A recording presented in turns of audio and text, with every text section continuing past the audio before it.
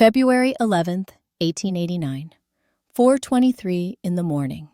Cascade Range, Washington Territory. Inside a fallen tree, 62 feet long, a woman named Katrine Bjornstad struck a match. The flame caught on the wick of her kerosene lamp and spread a circle of yellow light across walls that curved overhead like the hull of an upturned ship. She reached for the mercury thermometer, hanging from a nail driven into the ancient cedar. 54 degrees Fahrenheit. She pulled on her wool coat, lifted the wooden latch she had carved from oak, and stepped outside into air so cold it turned her breath to ice crystals before it left her mouth. The exterior thermometer read 21 degrees below zero. The differential 75 degrees was measured documented and would save lives before dawn. 1 mile down the valley, in a cabin built from green pine logs, chinked with moss and clay, Johann Adler fed wood into a fireplace that glowed red with desperation. His wife Greta held their youngest child, 16-month-old Marta, wrapped in 3 wool blankets. The baby's lips had taken on the blue-gray color that meant hypothermia was winning. The thermometer inside their cabin read 22 degrees above zero. Johann had burned 43 logs since midnight. The fire consumed wood faster than he could split it, and still the cold crept through gaps that had been invisible in autumn, but now leaked heat like wounds bleeding warmth into the killing night. By sunrise, 7 children would be dead in 3 valleys. Katrine Bjornstad's hollow cedar would not drop below 52 degrees. Her fire would burn 4 logs over the same 6 hours that Johann Adler fed nearly 50 splits into flames that could not keep his children warm. What did this Norwegian widow understand about century-old wood and dead air that 40 homesteaders with newly built cabins did not? What knowledge from the Carpathian Mountains had traveled across an ocean and a continent to make the difference between survival and catastrophe? The answer begins not in February, but in spring, when snow still crowned the peaks and the Columbia River ran high with meltwater. Katrine Bjornstad arrived in Washington Territory on April 17, 1888. She was 37 years old. Her husband Mikael had been dead for 43 days, sewn into canvas, weighted with chain, and committed to the Atlantic, while she stood at the rail and watched the shape of him disappear into water so dark it looked black. Cholera had taken him on the crossing from Hamburg, but not quickly and not easily. He had been stabbed defending their cabin trunk from a thief in steerage. The wound had festered. Infection had weakened him. When cholera swept through the lower decks, he had no strength left to fight it. The ship's doctor told her that healthy men survived cholera. Weakened men did not. She had continued west because there was nothing behind her worth returning to. Her mother had been Norwegian, her father Ukrainian. Both were 10 years dead when she and Mikael left Bergen with $11 in American currency and everything they owned in a single canvas bag. The village in the Carpathian foothills, where her father was born, had offered nothing but poverty, administered by landlords who collected rents and never saw the forests their tenants struggled to survive in. But Mikael had been a planner. In the bottom of his trunk, wrapped in oilcloth, she had found a journal, 47 pages of notes written in his careful hand. Research about the West, about Washington Territory, about timber and homesteading and survival. On page 31, he had written, "Western Red Cedar Hollow naturally after 60 to 80 years decay. Shell cures harder than fresh lumber. Natural insulation. Native peoples used for centuries. Find one. Adapt it. Do not build what nature has already made. That was Mikhail. Always thinking 3 steps ahead. Always preparing for problems before they arrived. The journal had maps. Notes about filing homestead claims. Sketches of tools she would need. It was as if he had known he would not make it, and had left her a manual for survival, written in his own hand.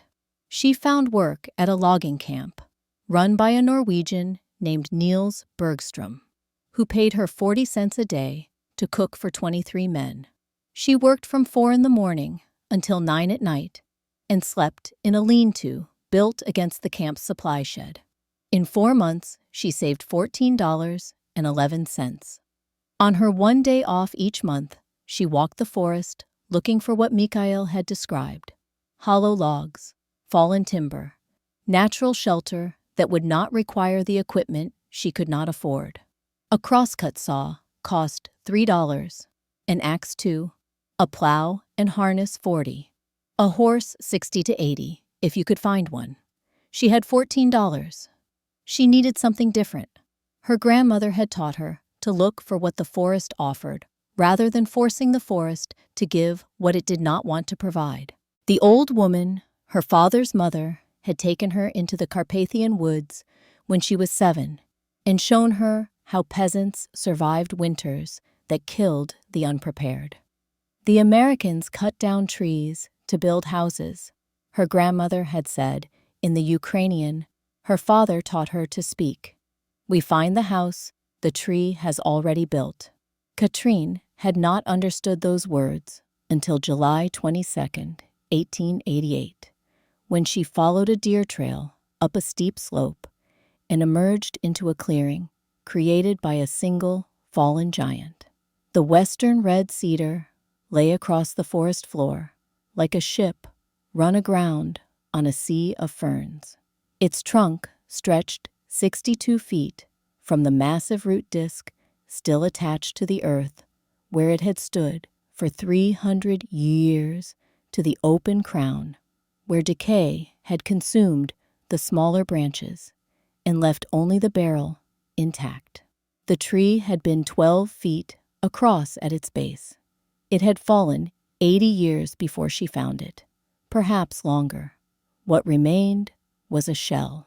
The heartwood had been consumed by fungi and insects, but the sapwood, that outer layer of living tissue, had resisted. Western red cedar contained oils that repelled the organisms that fed on other species. The tree had rotted from the inside out, leaving walls of cured wood harder than stone. She crawled through the crown opening with a candle and held it high. The hollow ran the full length of the trunk, 12 feet wide at the center, 8 feet of headroom at the crown of the curve. The walls were smooth-shaped by decay into surfaces that felt polished under her fingertips. The wood was dry, not damp as she expected, but dry and fragrant, with the cedar scent that kept moths and beetles away. She paced the interior. 48 feet of usable length. More square footage than most homestead cabins. More than the space she had shared with 2 families during her first month in the territory. The walls were 32 inches thick on the north side, 36 inches on the south. She measured this by marking rope and pushing it through holes where branches had rotted away. 7 holes total, ranging from fist-sized to one gap nearly 22 inches across. These would need sealing, but the structure itself was sound. She tested the wood with her knife. The blade skidded off the surface, leaving barely a scratch. 80 years of curing had transformed the cedar into something harder than fresh milled lumber. Her grandmother had been right. Old wood properly cured was stronger than new wood dried in kilns. On the north wall, near where a door might be built, she found carvings, Symbols cut with precision, weathered but visible. She could not read them, but she understood. People had used this space before. The cedar had sheltered others. She filed her homestead claim on August 15th, 1888. The land office clerk looked at her map section and shook his head. "That's steep timber, ma'am. No cleared ground, no road access, no existing structures." "There is structure," Katrine said. "Natural structure." The clerk stamped her claim without further comment.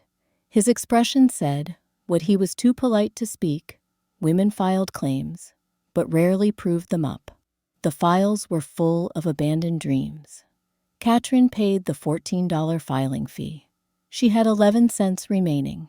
She walked back to the logging camp and gave Niels Bergstrom notice that she would be leaving his employment on September 1st. She began work on September 3rd, 1888.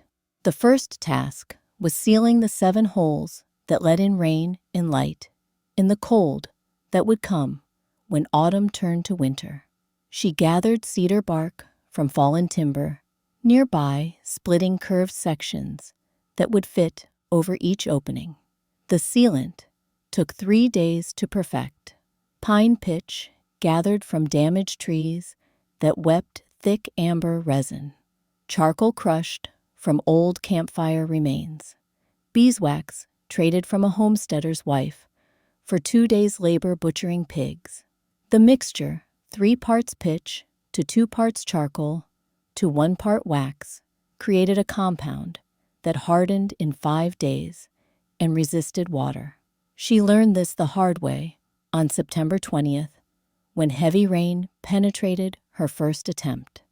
She added ash from her campfire to the next batch. The improved mixture held against 3 days of wind-driven rain in early October. The largest hole, where a major branch had decayed, she sealed only partially. This would become her smoke vent. She positioned a flat stone that could be adjusted to control draft. On September 8th, 5 days after beginning work, her first visitor arrived.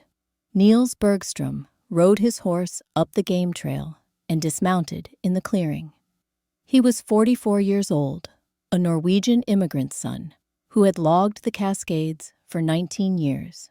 He knew timber. He knew what rot looked like and what it meant. He stood at the open end where Katrine had not yet built her door and looked at the hollow interior with the expression of a man who understood he was about to witness someone's death by foolishness. "Mrs. Bjornstad." His English carried the accent of a man who spoke Norwegian at home. "I run a logging operation, 19 years. This log is hollow because the heartwood rotted. Rot means moisture. Moisture breeds mold. Mold causes pneumonia. You will sicken and die in this damp wood." Katrine climbed out of the hollow and brushed bark dust from her sleeves. She was not tall, but she had learned not to make herself smaller when men spoke as if she were a child. "Mr. Bergstrom, this cedar fell when your grandfather was young. The heartwood rotted 80 years ago. The rot finished its work. What remains is cured harder than anything your sawmill produces. Touch it, test it with your knife." Niels drew his blade and pressed it against the interior wall. The knife scraped across the surface and left only a faint mark. He pressed harder. The cedar resisted. He looked at the wood, then at Katrine, then back at the wood. "This is hard," he admitted. "Harder than it should be." "Old wood cures like wine," Katrine said. "My grandmother taught me this. In the old country, we knew these things. You will still freeze, come winter. Dead air cannot warm you. You will need fire, and fire in enclosed space, without proper ventilation, will poison you with smoke. I will have ventilation." She showed him the smoke hole. Natural draft. Heat rises. Cold enters low, smoke escapes high. This is how chimneys work. Niels examined the vent. then looked at the sealed patches, then studied the space that already resembled a room, more than a rotted trunk. "I have built 43 cabins," he said slowly. "I have never seen this attempted." He rode away without goodbye, but Katrine saw him glance back twice before the trail curved out of sight. The second visitor came September 15th. Dr. Oswald Reichmann was 58, trained in Munich, 11 years practicing in Washington Territory. He had treated more cases of pneumonia and consumption than he could count. He knew what damp conditions did to lungs. He arrived carrying his medical bag and found Katrin sealing one of the smaller holes. He watched her work several minutes before speaking. "Mrs. Bjornstad, I am Dr. Reichmann. I have come because I am concerned for your health." Katrin climbed down and wiped her hands. "I am well, doctor. Now, yes, but winter approaches. Damp wood breeds fungal spores. The spores enter lungs. I have treated 3 cases of consumption that began with patients living in poorly ventilated structures with moisture in the walls. 2 died. This wood is not damp. Come, touch it, smell it." Dr. Reichmann ducked through the opening and spent several minutes examining the walls. He pressed his palm flat against cedar testing for moisture. He found none. He leaned close and inhaled. The scent was clean, resinous, not the musty smell of rot. When he emerged, his expression had shifted from concern to puzzlement. "The wood is remarkably dry, but Mrs. Bjornstad fire produces smoke. Smoke without adequate draft causes carbon monoxide poisoning. You will sleep and not wake. I will have draft." She explained the smoke vent, the adjustable stone, the circulation that would pull smoke upward while drawing fresh air through gaps around her door, doctor. Reichmann listened with the attention of a man trained to diagnose before problems became fatal. "In theory, this could work. In practice, I have seen many theories fail when tested by winter. I hope you prove me wrong, but I fear I will be treating you for respiratory illness by December." He left his card. Katrin tucked it into her pocket, though she knew she could not afford his services. The third visitor came September 22nd. Reverend Ezekiel Thorne was 56, 8 years preaching in the valley. He rode a gray mare that picked carefully up the steep trail. He dismounted slowly, favoring his left leg, where a war injury still troubled him. "Mrs. Bjornstad," his voice carried educated Eastern vowels, "I must speak with you about a matter of some delicacy." Katrin set down her work and waited. A widow, living alone in the forest, away from the community's eyes, away from the propriety that Christian society demands of women, particularly unmarried women. "Surely you understand that tongues will wag. Your reputation, my reputation," Katrin interrupted her voice level, "will be that I survived when others did not. That is the only reputation that matters to me, Reverend." His face colored. "I mean no disrespect. I am concerned for your spiritual welfare. A woman alone is still a woman with a legal homestead claim filed with the territorial government. I will prove up in 5 years if God grants me life. What people say is between them and their consciences." Reverend Thorne stood silent, then nodded slowly. "I see you are determined. I will pray for you, Mrs. Bjornstad. I will hope determination is sufficient." He rode away as afternoon light slanted through firs, and Katrin returned to her work. Through late September and into October, she built the door wall. 9 cedar planks, each 1 3/4 inches thick and 8 feet long, split from a fallen tree half a mile downslope. She shaped them to fit vertically into grooves carved 3.5 inches deep into the log's interior. The work blistered her palms and left her shoulders aching, but the planks fit tight and true. The door hung on hinges made from 4 layers of elk hide, soaked in tallow, and wrapped around iron pins she purchased for 35 cents. The hinges were crude, but strong. The latch was oak, carved by hand, lifting from inside or outside with a leather cord for security. The window went 18 inches left of the door, 14 inches wide, 20 inches tall, covered initially with oiled paper that let in light while blocking wind. In early November, she would trade sewing work for glass, but oiled paper served well enough. On October 10th, Niels Bergstrom returned with his wife. Inger Lindquist Bergstrom was 42, with the strong hands of someone who had worked alongside her husband for 20 years. She carried warm bread wrapped in cloth. Niels watched Katrine hang the door. He watched her test the swing, adjust the fit test again. When she finished and the door closed with a solid sound, leaving no visible gap, he spoke. "That is carpenter work.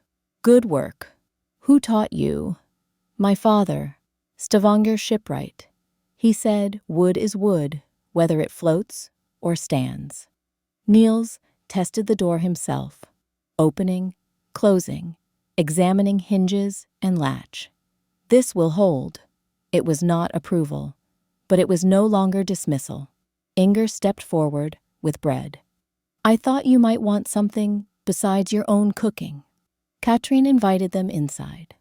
The space was unfinished, no floor yet, no fire pit, but it was dry, and the patches held, and the door fit well. Inger stood at the center and turned slowly, taking in the curved walls, the height, the scent. It is like standing inside a barrel, but it does not feel closed, and it smells clean. The cedar oils keep insects away. Katrine explained. "My grandmother taught me this." When they left, Inger called back, "Visit us when you finish." 3 miles down the creek valley, the cabin with the blue door. The floor required 3 weeks. The curved bottom made flat furniture impossible without a level surface. She cut support beams from young fir, 4 inches square, carrying them up the trail on her shoulder, 14 beams. Each required 3 trips because she could carry only 5 feet of length before weight became too much. She positioned beams across the hollow's width, 24 inches apart, notching ends to rest securely on curved sides. The framework sat 18 to 20 inches above the bottom, depending on the curve. Then came floor planks. Cedar, again 1.5 inches thick, laid across supports and secured with wooden pegs driven through drilled holes. 19 days of work. Her back ached constantly. Calluses formed on calluses. But when she finished November 18th, she had a level floor spanning 48 feet with 9 feet of width. The gap beneath that curved space between planks and log bottom became firewood storage. She built 3 removable floor sections, 2 feet by 3 feet hatches, for access below. On November 3rd, first hard frost came. Ice formed on her water bucket. Her breath showed white in morning air. That afternoon, Reverend Thorne appeared, walking this time rather than riding. "Mrs. Bjornstad." He found her working on floor supports. "I must ask you again to reconsider. Winter approaches. The church has a room behind the schoolhouse. Small, but warm. You would be welcome until spring." Katrine did not stop working. "I thank you for your concern, Reverend, but this is my home. I will winter here. A woman alone, away from Christian fellowship, away from proper eyes. Surely you see the impropriety." Katrine set down her hammer and looked at him directly. "Reverend, I see that freezing would be more improper than solitude. I see that God gave me hands and a mind, and I do not believe He meant for me to refuse using them simply because I am a woman without a husband." His jaw tightened. "You are willful, Mrs. Bjornstad." "I am alive, Reverend. I intend to remain so." He left without another word, but she saw him look back twice before the trail took him from sight. The fire pit demanded precision she had not anticipated. She positioned it directly beneath the smoke vent, where ceiling height peaked. She dug through floor planks and 18 inches into earth beneath, creating a pit 32 inches in diameter. Then she lined it with stones from the creek bed, volcanic basalt, dark gray, porous, each 7 to 10 inches. She knew from her grandmother that certain stones exploded when heated. River stones holding moisture in their centers could shatter. Basalt, porous and dry, would absorb heat and release it slowly without breaking. She carried 92 stones up the trail over 5 days. Each weighed 8 to 12 pounds. Her shoulders ached. Her legs trembled. But she built the fire pit with care, each stone tight against its neighbor, creating a ring that would contain fire without allowing sparks to reach wooden floor. Then came the test that would determine survival or death. November 15th, she built her first fire. 4 logs each, forearm thick, arranged in a pyramid with kindling beneath. She lit it and watched. Smoke rose and filled the interior completely.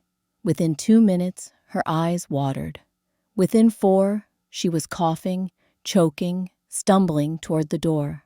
The smoke vent was not drawing. Draft was insufficient. She extinguished the fire, opened the door wide, and sat outside while smoke cleared, feeling failure settle in her chest like a stone. This was the moment she later told her students about. The moment when theory met reality and reality won. The moment when she understood that knowledge from the Carpathian Mountains was not enough.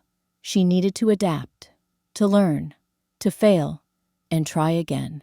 She spent 3 days adjusting the vent, enlarging it slightly, repositioning the stone cover, testing configurations. The breakthrough came November 18th. The key was not vent size, but temperature differential. When the interior was cold, draft was weak. But if she started the fire, small, warming the space, gradually rising, heat created suction that pulled smoke upward. She tested again. 4 logs arranged loosely with thumb-sized gaps. The fire caught. Smoke rose. And this time it flowed upward through the vent, like water finding its natural course. She had succeeded. 4 logs burned 6 hours. Too many at once created too much smoke. Too few provided insufficient heat. But 4 logs, properly spaced, burned slow and clean. November 20th, first controlled test. Outside temperature at dawn 18 degrees Fahrenheit. She lit 4 logs at 7 in the morning. By 8:30, 52 degrees inside. Noon, 54 degrees. 2 in the afternoon, fire had burned to coals. She let it die. 6 in the evening, 4 hours after the last flame, 53 degrees inside. The cedar walls had absorbed heat all day. Now they released it slowly. Thermal mass. Her grandmother had spoken of this. Stone houses in the Carpathians stayed warm because stones soaked heat and gave it back. Cedar, dense and aged, did the same. November 28th, Niels Bergstrom arrived carrying a thermometer in a wooden case. It was 4:30 in the afternoon. Outside, 11 degrees. Katrine's last fire had been lit at 9 that morning, 8.5 hours ago. The coals had gone cold by 2. Niels hung his thermometer inside, and waited 5 minutes for mercury to adjust. 55 degrees. He checked outside. 11 degrees. He looked at Katrine, at the cold fire pit, back at the thermometer. How much wood are you burning each day? 4 pieces, sometimes 5, each about the size of my forearm. I burn 28 to 30 splits. Niels spoke slowly. Each split larger than your forearm. Daily. And my cabin is colder than this. Silence stretched between them. I would like to understand how this works, he said finally. Katrin explained, as her grandmother had explained. Not with mathematics, but with simple observation logic.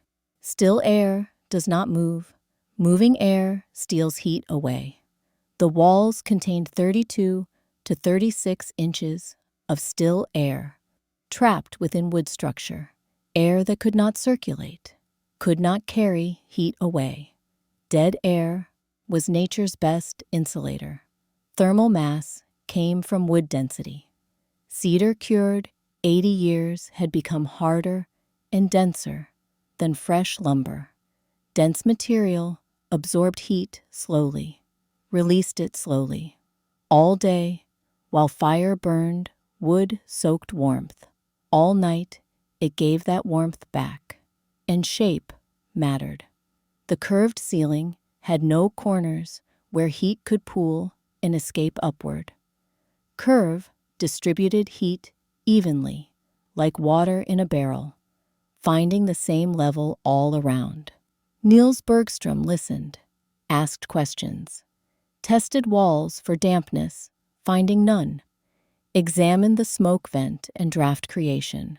When he left, he said, I have logged these mountains 19 years. I thought I knew wood. I am learning I knew less than I believed. December arrived with cold that settled into valleys like a physical presence. Temperatures dropped to single digits at night, climbed only to teens during day. Snow fell 3 times.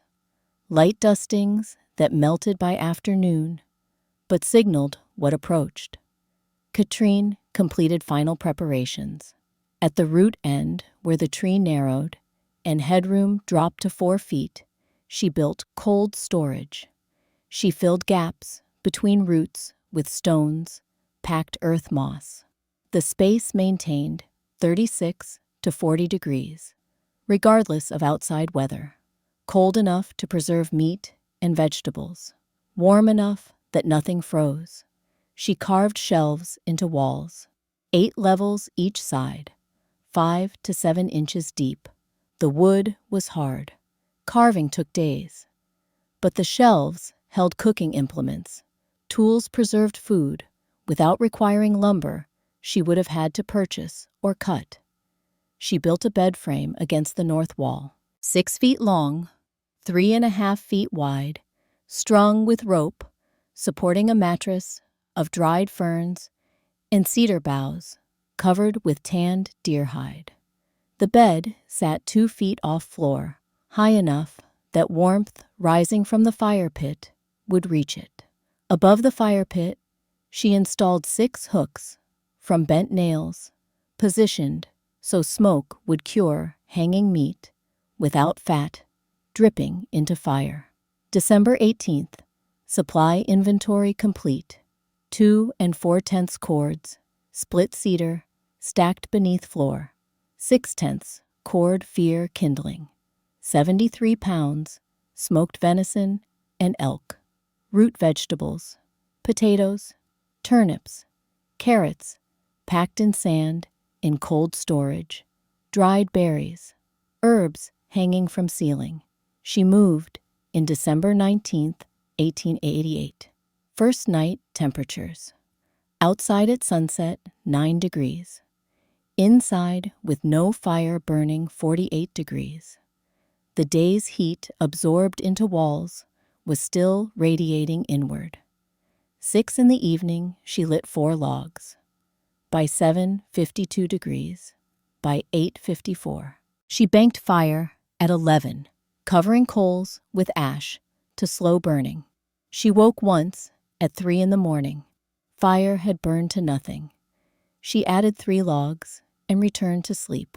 7 in the morning, she woke again. Outside 6 degrees, inside 52 degrees.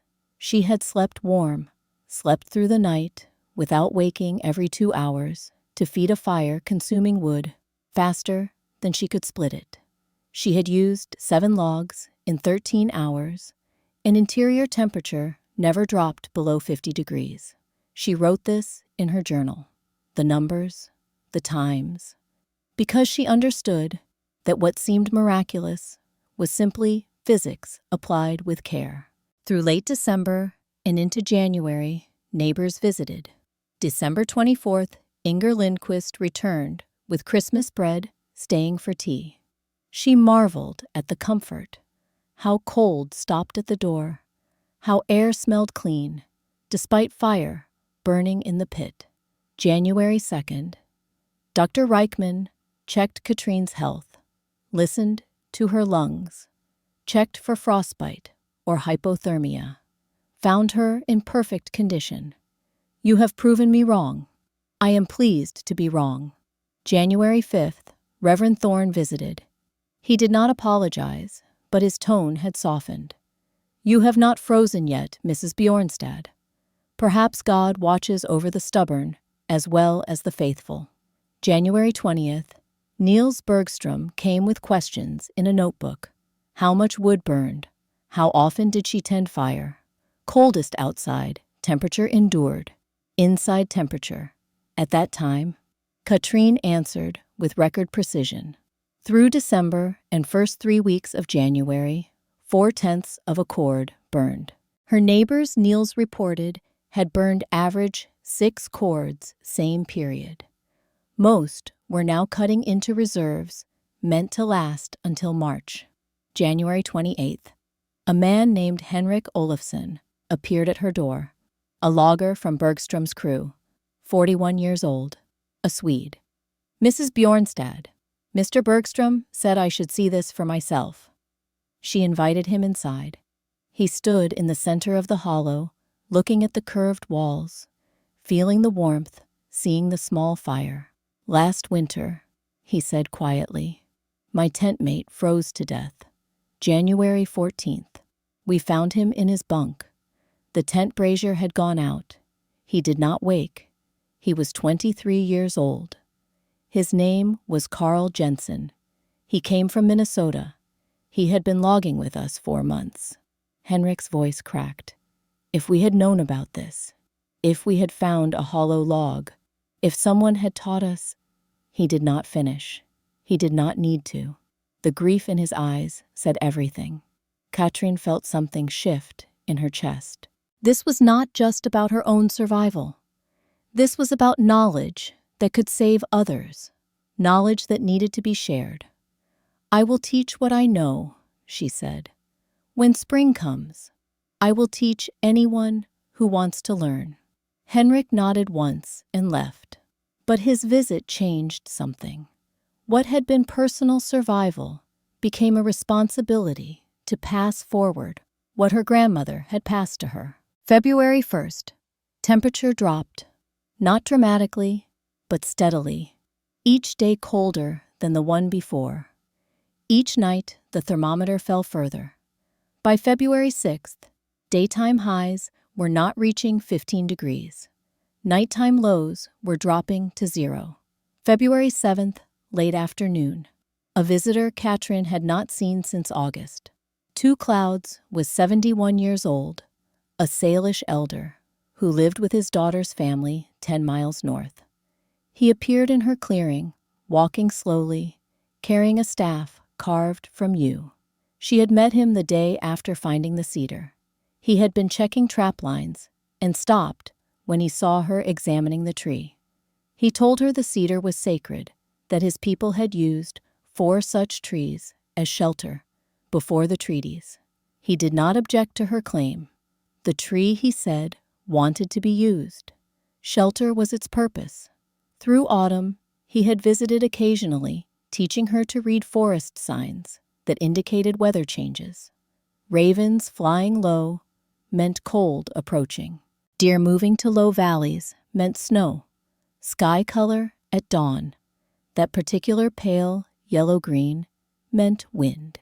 Now, he stood at her door and spoke without preamble.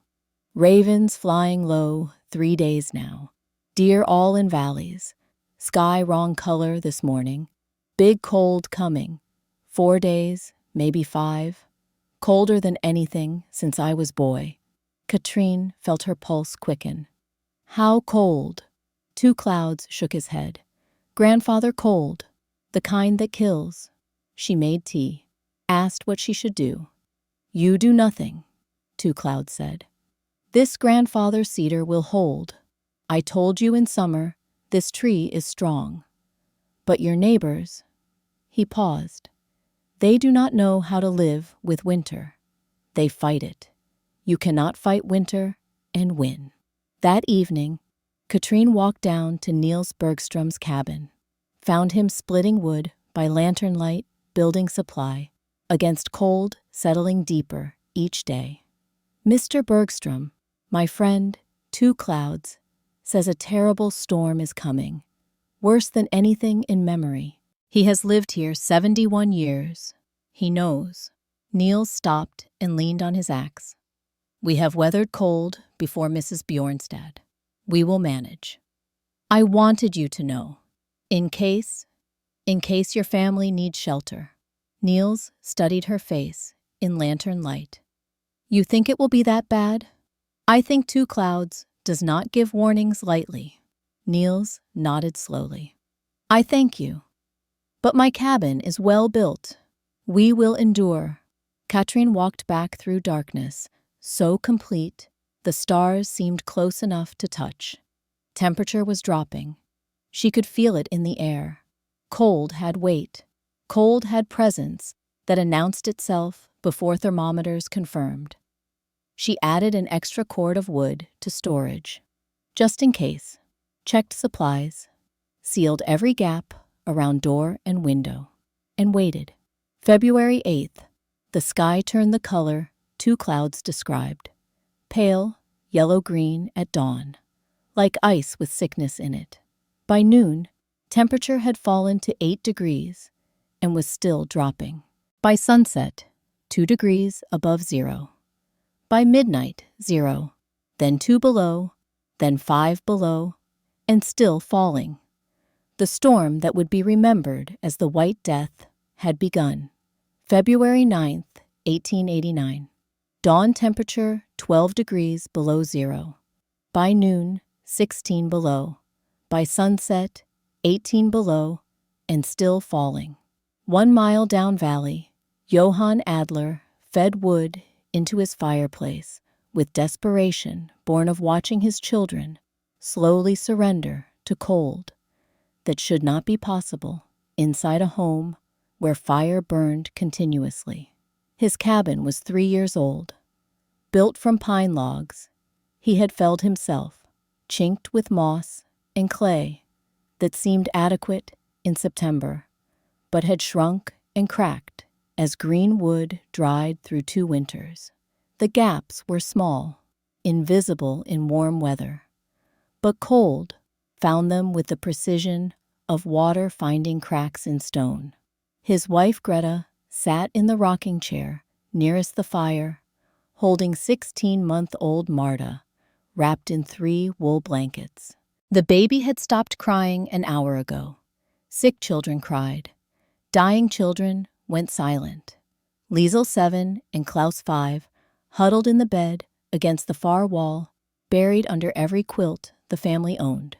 Their breath showed white. The cabin thermometer, checked by lantern light at 11:30 in the evening, read 34 degrees Fahrenheit. Johann had burned 43 logs since midnight. 43. Each one a split section of fir, 2 feet long and 6 inches thick. The fireplace consumed them fast, as he could feed them in, and heat produced seemed to vanish into walls and floor and ceiling, as if the cabin were determined to remain cold, regardless of what he did. At 1:45 in the morning, Greta called softly. Johann, she is so cold. He came to stand beside the rocking chair. Marta's face had taken on a waxy quality, pale in a way that had nothing to do with dim light. Her lips were no longer pink. They had shifted toward blue. Her breathing was shallow. Each breath barely smoothed her chest. Johann had grown up in the Black Forest of Germany. He had endured cold winters, but never cold like this. Cold that came into a home where fire burned continuously and still won. More blankets, he said, though he knew they had no more blankets to give. Greta began to cry, silently, tears running down her face while she rocked and held their youngest child and tried to will warmth into a body losing the ability to generate its own heat. At 3:30, Johann checked the thermometer again. 29 degrees inside, 18 below outside. 47-degree differential, maintained at the cost of nearly 100 logs over 36 hours. And it was not enough. At 4:15, Marta's breathing became irregular. Long pauses, gasps that sounded like drowning. Johann made his decision.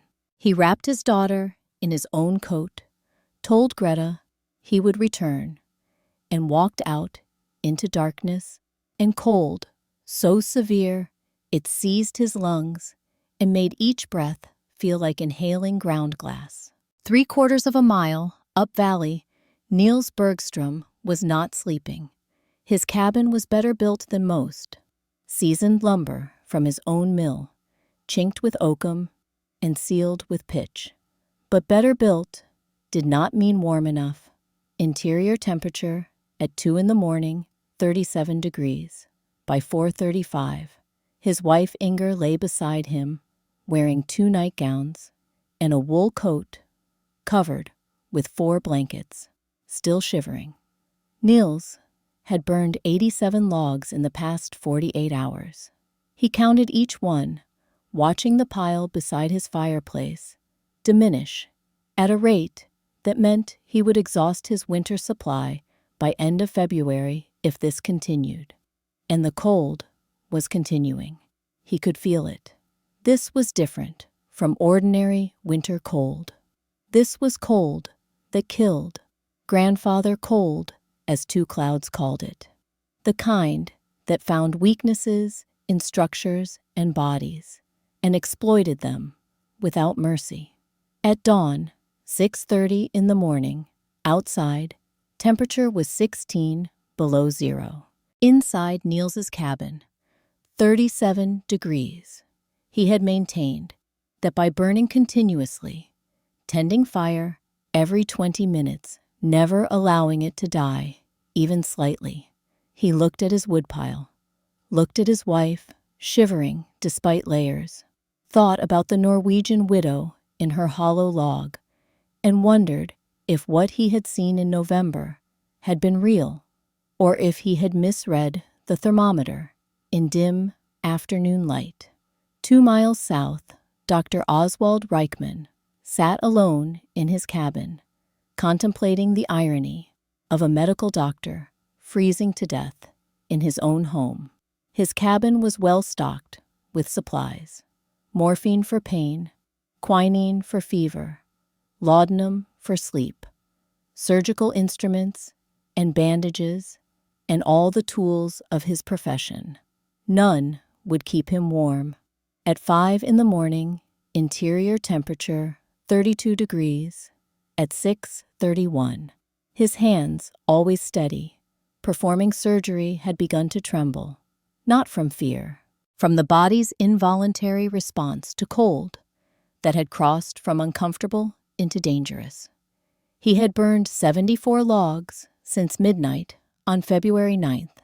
He had a cord and a half remaining. At this consumption rate, he would exhaust supply by mid-March, assuming he lived that long. At 7, he made coffee and wrapped both hands around the cup for warmth. The coffee cooled in less than 4 minutes. He drank it quickly, feeling heat travel down his throat into his stomach. A small island of warmth in a body slowly surrendering to cold. He thought about Katrin Bjornstad, thought about examining her in January and finding her in perfect health, living in space that by all medical understanding should have been cold and damp and breeding respiratory disease. Instead, she had been warm and dry and entirely comfortable. He had dismissed it as good fortune. Now, sitting in his cabin that refused to stay warm, despite his best efforts, he began to understand. It might have been something else, something universities did not teach.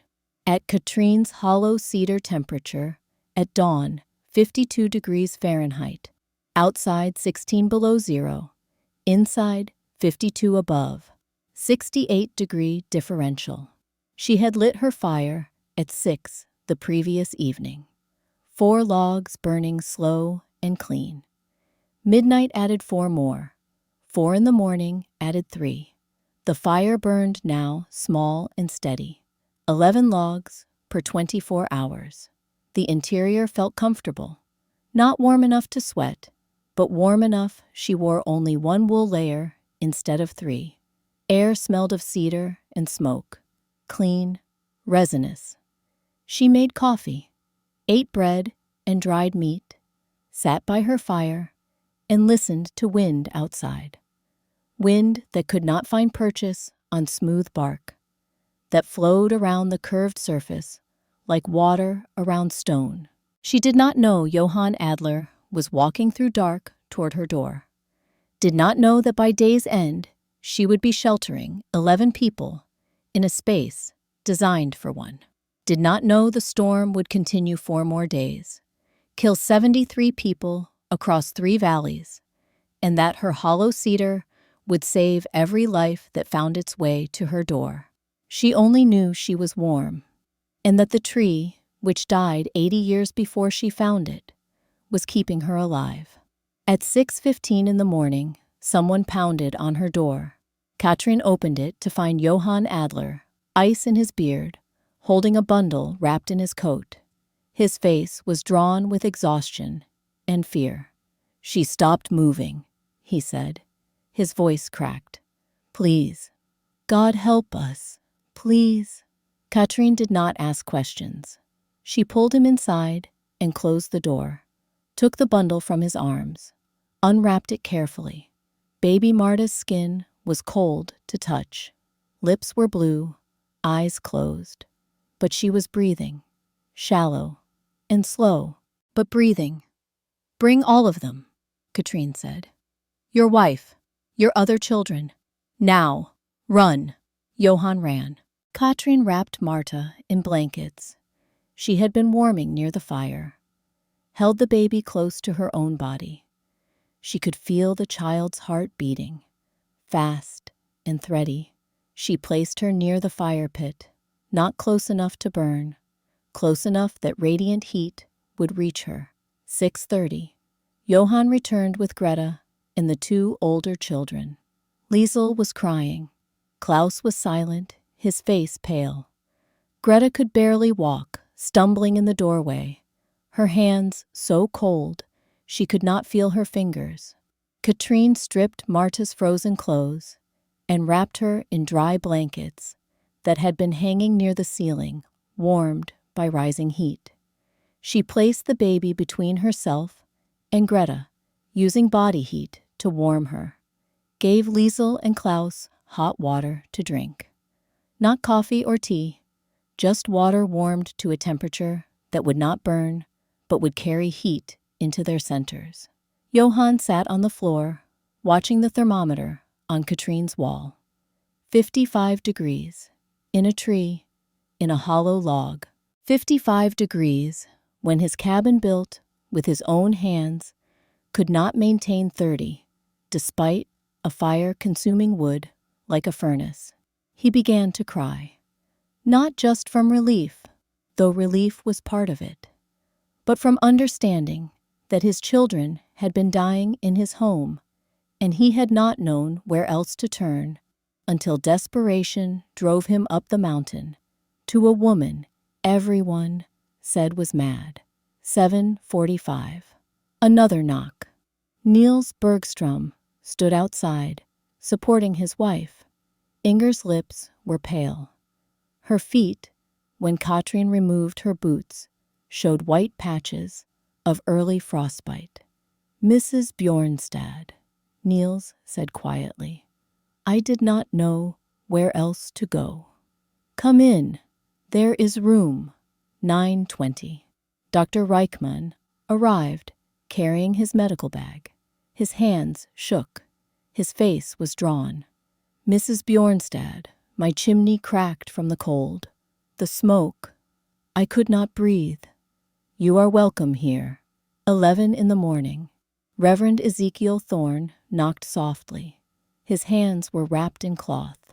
When Katrine unwrapped them, she saw white-gray frostbite on 3 fingers. He did not speak, only nodded thanks, and sat near the fire, with hands extended toward warmth. By noon, on February 10th, 11, people were sheltered in Katrine's hollow cedar. Interior temperature 53 degrees, outside 22 below zero.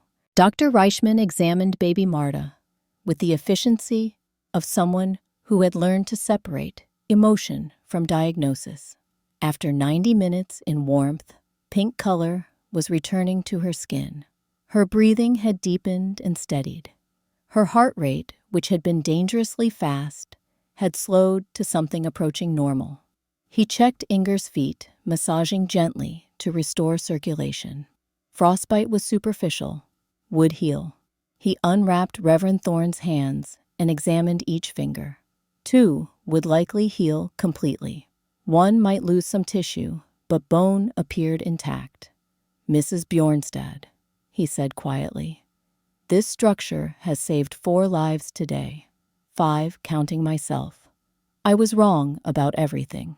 I apologize. There is nothing to apologize for, Katrine said.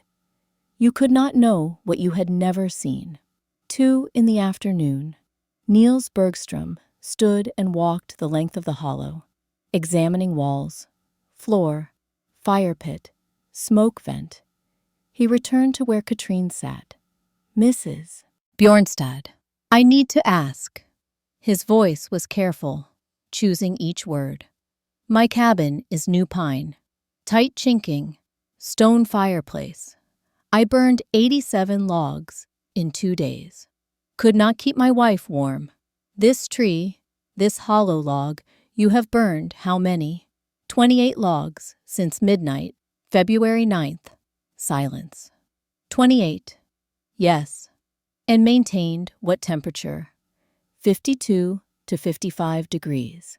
Niels sat down slowly.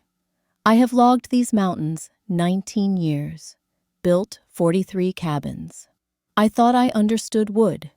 I thought I understood shelter. I knew nothing. Johann Adler, holding his sleeping daughter, spoke for the first time in hours. How is this possible? Katrine looked at the faces, turned toward her. People who had doubted, who had warned her, who had thought her mad. Now they sat in her home, warm, safe, while the worst cold in 70 years tried to kill everything outside her door. She explained, as her grandmother had explained. Simple words, observations anyone could make. The walls are 32 to 36 inches thick. Dead wood cured 80 years. Air trapped in that wood cannot move. Moving air steals heat. Still, air guards it. Like a blanket, 36 inches thick. She gestured to the curved ceiling. No corners. Heat cannot pool in corners and escape. Shape distributes it evenly. She pressed her hand against wall. Dense wood, cured hard. It soaks heat all day while fire burns. Gives that heat back at night, slowly. like stones in an oven. They stay warm long after fire dies. Two clouds had taught her to read the forest. Her grandmother had taught her to read wood. She was only sharing what she had been given. Niels Bergstrom took notes, drew diagrams, asked questions about measurements and materials and techniques. Could we find more logs like this? Use them for emergency shelters at logging camps? Yes, Katrine said. But they must be old. 60, 70, 80 years fallen.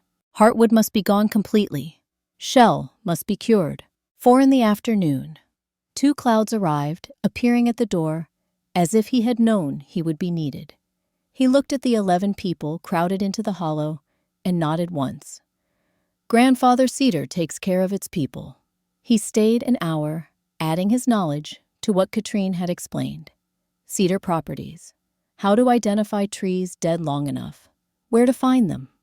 Signs indicating wood was cured, rather than merely rotten. Niels listened. Johann listened. Even Reverend Thorne frost-bitten hands, wrapped in clean bandages from Dr. Reichmann's bag, listened with the attention of a man who had learned survival mattered more than propriety. The storm continued through February 11th, 12 and 13. Temperature did not rise above 8 below zero until afternoon of February 13th. During those 4 days, all 11 people remained in Katrine's hollow.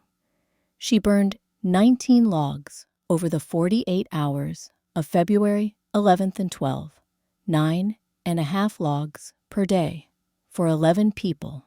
The mathematics was irrefutable. In Niels Bergstrom's cabin, built by a man who knew logging better than anyone in the valley, it took 43 logs per day to maintain temperature barely above freezing for 2 people. In Katrine's hollow cedar, it took 9.5 logs per day to maintain temperature above 50 degrees for 11 people. The difference was not in the wood being burned. It was in understanding what shelter truly meant. February 12th, evening. The storm had been raging 3 full days. Everyone was gathered in the hollow's main space. The fire burned small and steady. Temperature inside remained 53 degrees, while outside held at 21 below. Reverend Thorne sat near the fire, his bandaged hands in his lap. He had been silent most of the day. Now he spoke, his voice quiet, but carrying in the curved space. Mrs. Bjornstad, I owe you more than an apology. Katrine looked up from the venison she was slicing for the evening meal. I came to your door in September and spoke of propriety, of what was proper for a Christian woman, of reputation and the eyes of the community. He paused, struggling with words. I spoke of everything except what mattered. I spoke of pride, disguised as piety. He looked at his hands. These fingers are frostbitten, because I refused to believe a woman could know more than I did about survival, because I trusted in my own cabin, built by men I respected, rather than considering that wisdom might come from unexpected sources. His voice cracked slightly.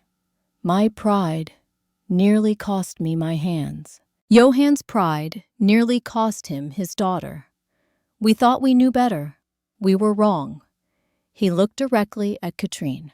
You told me in September that you intended to survive. I dismissed that as foolishness. You were right. I was the fool. And I am sorry. Silence filled the hollow. Not uncomfortable, but weighted with the recognition that something important had been said. Katrine set down her knife. Reverend, my grandmother once told me that wisdom is recognizing when God speaks through someone you did not expect to hear him through. She said the hardest prayers to answer are the ones we refuse to recognize because we do not like the messenger. She looked around at the faces watching her. You are all welcome here, not because I am better than you, but because I was fortunate enough to have a grandmother who taught me things your grandmothers did not teach you. That is not virtue. That is luck, and luck should be shared. Reichmann spoke from where he sat examining his medical bag. In Munich, my professors taught that scientific knowledge came only from universities and laboratories. That folk wisdom was superstition to be dismissed. I have learned more about thermodynamics in this hollow log than in 4 years of university. Niels Bergstrom nodded slowly. My father always said the best logger is the one who learns from the forest rather than fighting it. I thought I understood that. I am learning. I only understood the words, not the meaning. February 13th afternoon. The temperature finally climbed above zero. By 3 in the afternoon, it had reached 12 degrees. The storm was breaking. That evening, people began preparing to return to their homes, to assess damage, to begin repairs, to salvage what they could from cabins that had barely survived. Before they left, Niels Bergstrom gathered everyone together. Mrs. Bjornstad has saved our lives, but more than that, she has taught us something we need to learn, something we need to share. He looked at Katrine. When spring comes, will you teach others what you have taught us, not just about hollow logs, but about working with the forest, about reading weather, about understanding shelter? Yes, Katrine said. I will teach anyone who wants to learn.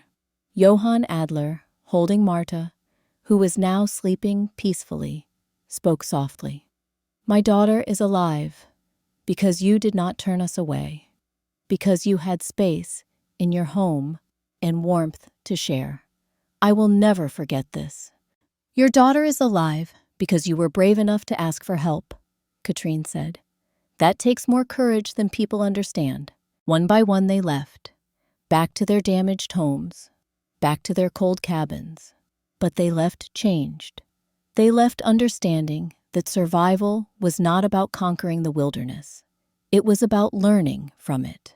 Katrine stood in her doorway, watching them go. The temperature was still only 12 degrees, but the storm had broken. The worst was over. She went back inside her hollow cedar, added 3 logs to the fire, sat down to write in her journal. February 13th, 1889. The storm has passed. 11 people survived because a tree fell 80 years ago and had the patience to cure into something stronger than anything we could build. Mikhail, if you can hear me, your map saved lives today. Your research, your planning, you prepared me for this, even though you did not live to see it. Thank you. She closed the journal, looked at the curved walls around her, listened to the fire crackle and the wind outside that was finally beginning to diminish. The tree had done most of the work. She had just been wise enough to recognize it. February 14th, 1889. The temperature climbed to 12 degrees above zero. The valley began counting its dead. 73 people across 3 valleys that drained the Cascade foothills. 41 were children.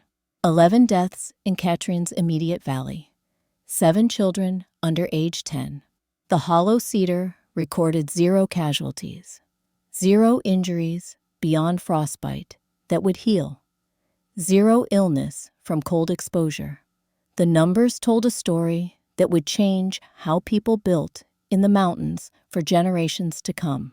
Through late February and into March, the aftermath of the White Death storm revealed itself in ways both practical and profound. Johann Adler's cabin had not collapsed, but the roof had sagged dangerously on the north side. On February 16th, when he climbed up to assess damage, he found that the weight of ice and snow had compressed the ridge beam nearly 3 inches. Another day of storm, and the entire structure would have failed. He spent 2 weeks shoring up the roof, with additional supports, working in cold, that still dropped below zero at night. Every time he drove a nail or cut a timber, he thought about the hollow log where his daughter had been saved, about walls 36 inches thick that shed snow before it could accumulate, about a curved surface that had no weakness for weight to exploit. The Sullivan family's cabin, 3 miles south, had lost a portion of its roof completely. The chimney had cracked from thermal stress, extreme cold outside, extreme heat from the fire within stone, expanding and contracting until mortar failed. They had spent the last 2 days of the storm in their barn, which had been better built than their house. The Morrison family's cabin had flooded when snow piled against the north wall melted during a brief temperature rise on February 12th, then refroze, creating an ice dam that forced meltwater through cracks in the chinking. They had lost half their winter food stores to water damage. But more than physical damage, the storm had broken something else: the certainty that men who had built cabins for 20 years knew what they were doing, the belief that new lumber and proper technique were superior to anything nature provided. Niels Bergstrom was the first to act on what he had learned. March 12, 1889. Niels organized an expedition. 8 loggers from his crew, plus 2 clouds as guide. Their mission: find hollow logs suitable for emergency shelters. They returned March 15th with locations for 3 cedars. One was 41 feet long, walls 28 to 34 inches thick. The second was 36 feet slightly smaller. The third was massive, 71 feet long, 15 feet wide at the center, but with sections too rotted to be safely used. By March 28th, the first emergency shelter was completed. The 41-foot hollow log, positioned at a logging camp 15 miles north. Niels had his crew add a door similar to what Katrine had built, seal the holes, install a fire pit. They tested it for a week. Results: interior maintained 48 to 52 degrees with a small fire. Fuel consumption was 1/3 what the bunkhouse required. 8 men could shelter comfortably in space that cost nothing but labor to prepare. By April 1889, Niels had implemented hollow log warming huts at 4 of his logging camps. He established a new rule: anytime temperature dropped below 10 degrees Fahrenheit, work stopped and men sheltered in the hollow logs until weather improved. In the winter of 1889 to 1890, Bergstrom logging recorded 0 deaths from cold exposure. Previous 5 winters had averaged 2 to 3 deaths annually. The logs worked. May 2, 1889. Katrine began teaching. The class met in the Valley Schoolhouse every Thursday afternoon. She called it Forest Architecture Learning from Nature Rather Than Conquering It. 19 women attended. 12 men, including Niels Bergstrom and Johann Adler. Ages ranged from 17 to 63. She taught them to read the forest the way 2 clouds had taught her, where water flowed during storms, where wind channeled between ridges, where snow accumulated and where it blew clear, where sun reached in winter and where shadow persisted all day. These patterns, invisible to those who did not know how to look, determined whether a building site would be comfortable or miserable, whether a structure would stand for decades or collapse in the first serious storm. She taught them about dead air spaces, about thermal mass, about the advantage of curved surfaces over square corners. She used demonstrations, small fires, different materials. She showed them how to calculate temperature differentials, how to recognize wood that was cured versus wood that was merely rotten. She taught them how to identify hollow logs suitable for shelter. Look for cedars, sometimes fir, but cedar is best. Must be fallen 60 years minimum. 80 is better. Heartwood completely gone. Shell cured hard. Test it with a knife. If blade barely scratches, wood is ready. If blade sinks in rot, is still active. Do not use. She taught them about ventilation. Never seal completely. Always leave draft path. Heat rises, cold sinks. Use this. Do not fight it. The class ran 6 weeks. By the end, every student had drawn plans for improving their own structures. 14 had visited Katrine's Hollow to see the principles in practice. The knowledge spread slowly but steadily. By autumn 1889, 6 families were living in or using hollow log structures. The Adler family had found a fallen cedar 23 feet long that they converted into a root cellar. Temperature remained constant year-round. No ice in winter, no heat in summer. 40 degrees steady. The Hendricks family built a new cabin using dead air space principles learned from Katrin. Double walls with a 6-inch gap filled with dry moss. Not as effective as 36 inches of solid cedar, but better than single-thickness lumber. Their fuel consumption dropped by half. By 1891, 3 other logging operations, besides Bergstrom's, had adopted hollow log warming huts. The Territorial Forestry Service began documenting the technique in their safety guidelines.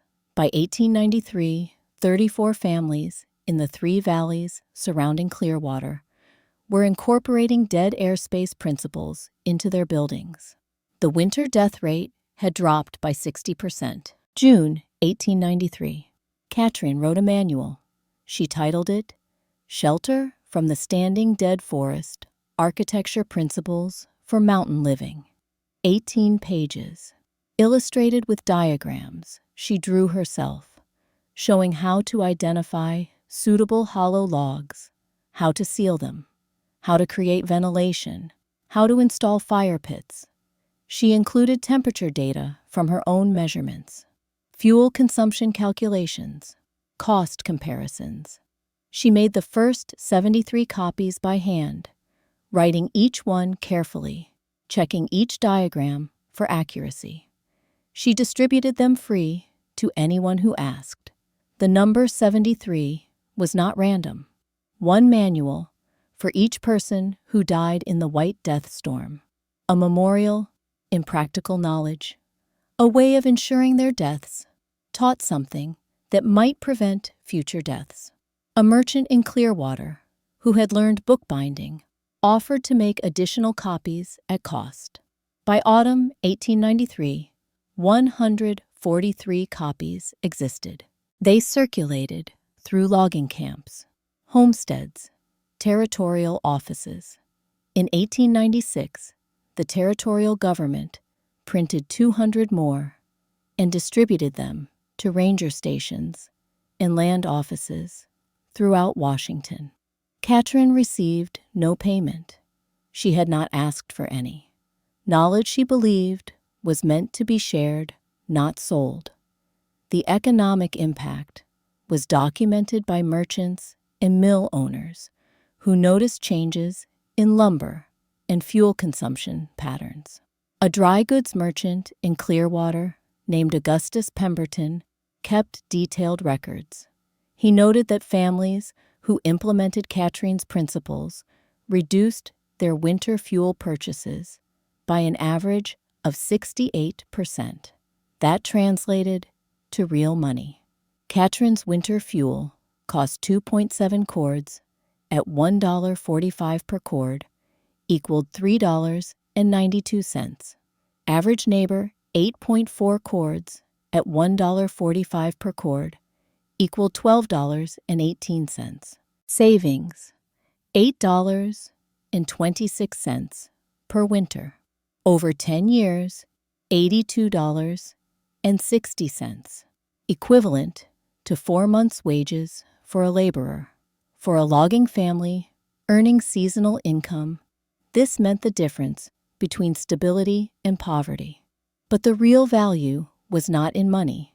It was in children who did not die, in hands and feet that did not suffer frostbite, in nights when families slept warm instead of lying awake, shivering and praying for dawn. Katrin never remarried. People asked. There were men who expressed interest. A widower from the next valley, a logger who had taken her class and admired her knowledge. Even Niels Bergstrom's brother, visiting from Minnesota, who met her and told Niels he would move west if she would have him. She declined all interest gently but firmly. When asked why, she said simply that she had work to do and no time for complications. The truth, which she did not speak aloud, was that she had loved Mikael. His death had taken something from her that she did not expect to find again. She was content with teaching, content with the quiet of her hollow cedar, content with knowing that the knowledge her grandmother had given her was now being shared with people who needed it. She lived simply, hunted and gathered her own food, traded labor for supplies she could not produce herself. She needed little. The hollow cedar provided shelter. The forest provided everything else. 1904. 2 Clouds died in his sleep at age 87. His daughter brought Katrin the news, along with a bundle wrapped in deerskin. Inside were his grandfather's cedar working tools, a set of chisels and adzes that had been in his family for 4 generations. Tools used to carve canoes and totem poles and ceremonial objects. Tools that understood cedar in ways that steel forged in Pennsylvania, foundries did not. He wanted you to have these, 2 Clouds' daughter said. He said you would use them to teach. He said teaching was the highest purpose tools could serve. Katrin hung the tools on her wall. She used them in her classes, showing students how to work with cedar grain rather than against it, how to read the wood to understand which direction it wanted to be shaped, how to listen to what the tree was telling you. The tools were not just implements. They were a connection to knowledge that stretched back generations, a reminder that wisdom did not begin with her and would not end with her. 1909. Katrin wrote a second manual. She called it The Old Wood Knows Understanding Thermal Mass in Natural Materials. 10 pages, focused specifically on how different materials absorbed and released heat. Cedar versus pine versus fir. Stone versus earth versus wood. She included simple experiments anyone could conduct to understand the principles. The manual was more technical than her first. It was aimed at builders and loggers who wanted to understand the physics behind what worked. She explained thermal conductivity in terms a carpenter could grasp. No complex mathematics, just observation and common sense. Dense material holds heat longer than light material.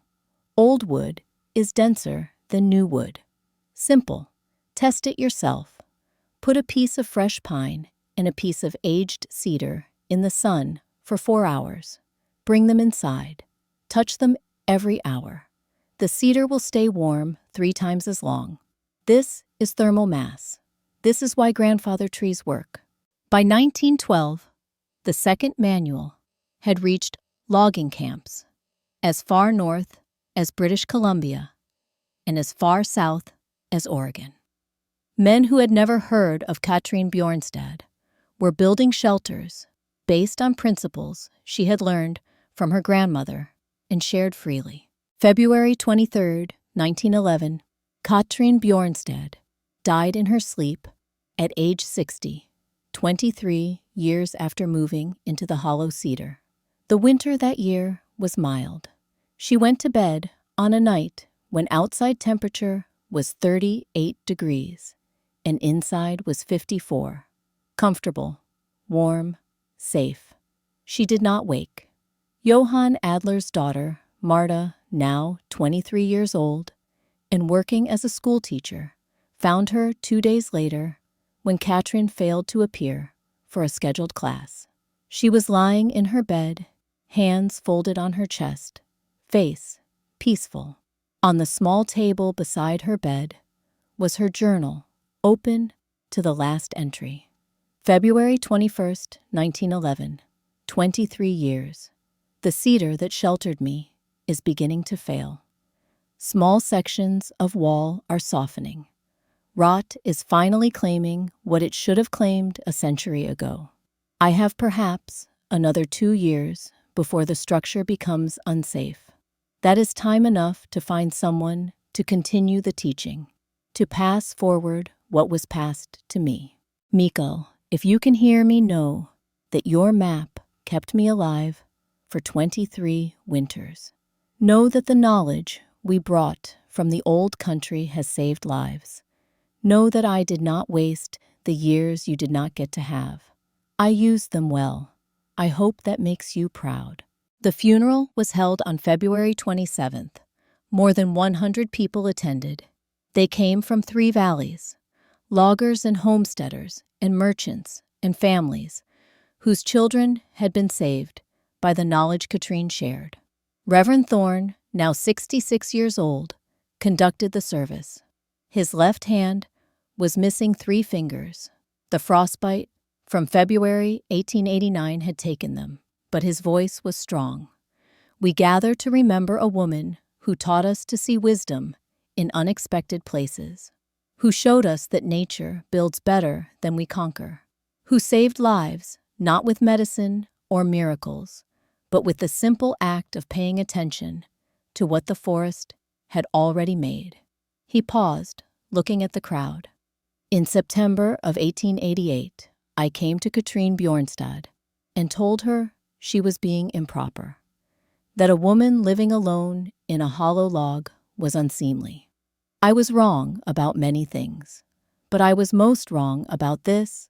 I thought propriety mattered more than survival. She taught me gently and without judgment that God's wisdom comes through many voices, sometimes through grandmothers in the Carpathian Mountains, sometimes through Salish elders who read weather in raven flight, sometimes through Norwegian widows who listen when the forest speaks.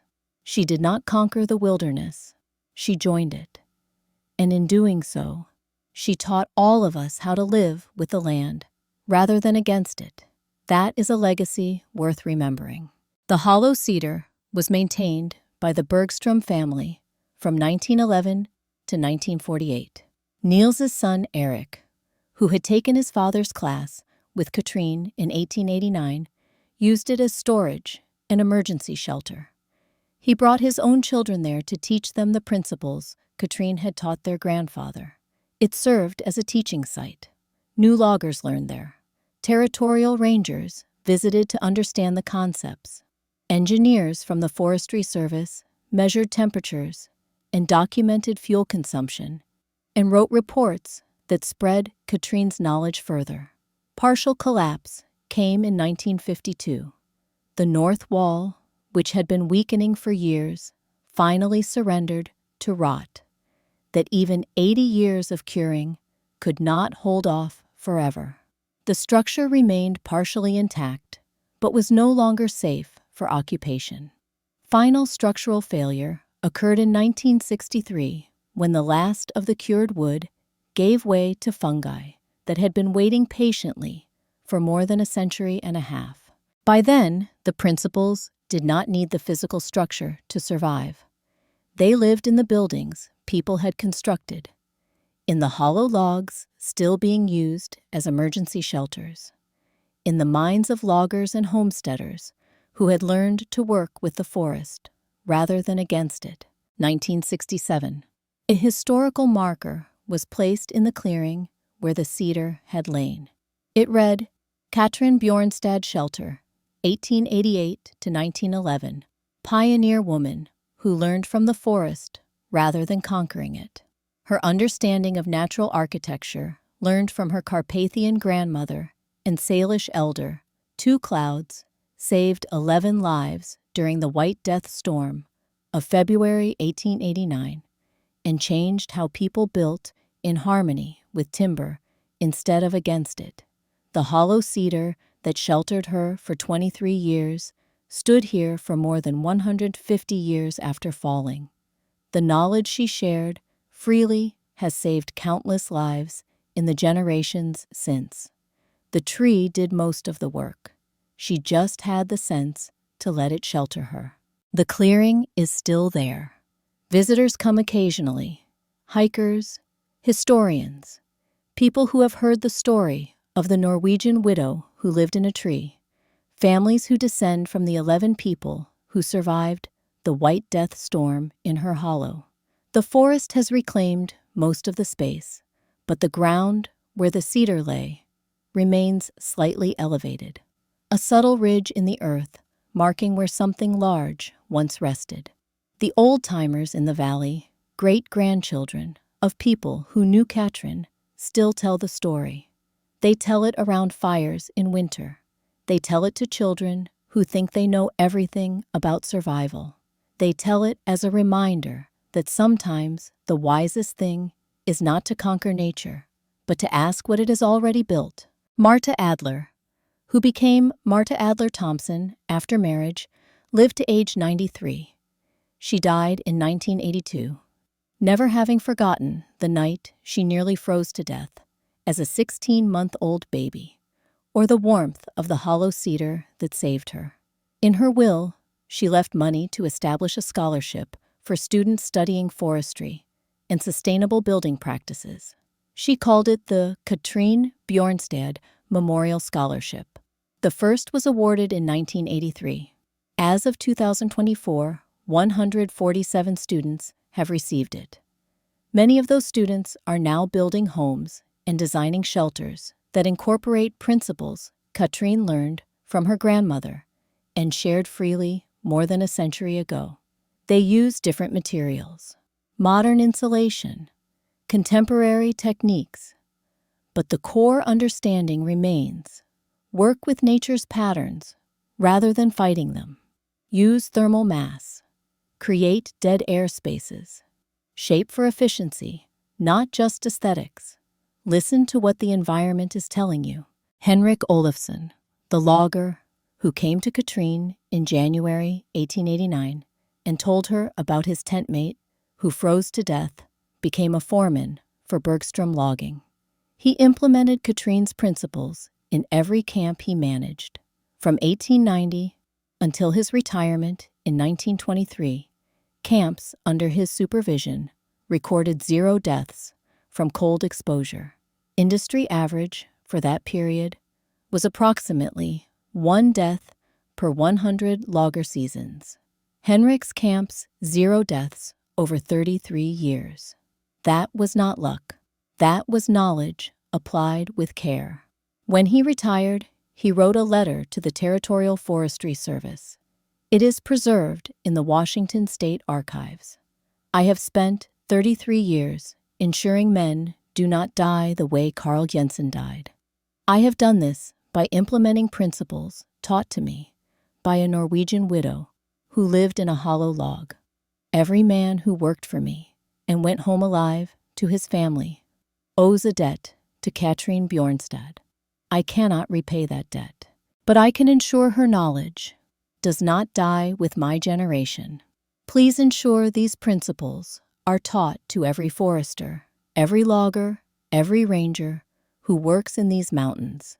Do not let her wisdom be forgotten. The Forestry Service listened. Katrin's principles became part of official safety training. They remain in those training manuals today, though her name is not always attached. Knowledge has a way of becoming anonymous as it spreads. But the people who knew her never forgot. The cedar that fell in 1808, 80 years before Katrin found it, sheltered her for 23 winters. The knowledge she learned from Two Clouds and from her grandmother, and from the tree itself, saved hundreds of lives in the generations that followed. Not because she was stronger than the wilderness, not because she bent nature to her will, but because she had the wisdom to see that the forest had already created what she needed. She only had to listen. She only had to look. She only had to understand that sometimes the house is already built, and wisdom is knowing how to find it. The tree did most of the work. Katrine Bjornstad just had the sense to let it shelter her. And then, in an act of generosity that defined her life, she taught everyone else how to find their own shelter in the standing dead. That is how knowledge survives, not by keeping it secret, but by giving it away